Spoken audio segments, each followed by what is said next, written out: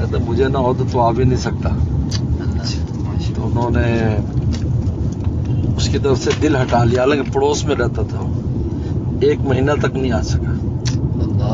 ایسی مشغولیت ہوئی کہ بالکل دھیان ہی جیسے نکل جاتا ہے. پھر مہینے بعد انہوں نے اس کی طرف دل متوجہ کیا تو فوراً آ گیا اور کہا کہ جی آدمی مصروف ہو جائے وہ ہے، پھر یہی بات کہ جی مجھے آپ سے زیادہ محبت ہے اور میں ایسا نہیں ہے. ان کا اچھا پھر ٹھیک ہے. اب 3 مہینے تک دل متوجہ نہیں کیا، نہیں آ سکا. پھر متوجہ کیا ہے پاؤں میں گر گیا کہ معاف کر دے. باقی کوئی شک نہیں اس میں.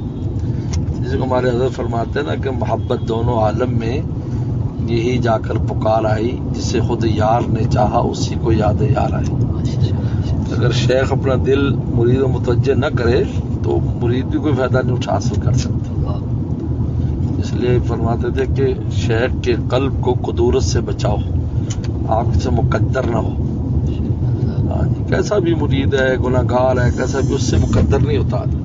اظہار آسانی سے ہوتا ہے، یعنی زبان سے ایسی بات یا حرکت کو ایسی کی دل میلا ہو جائے.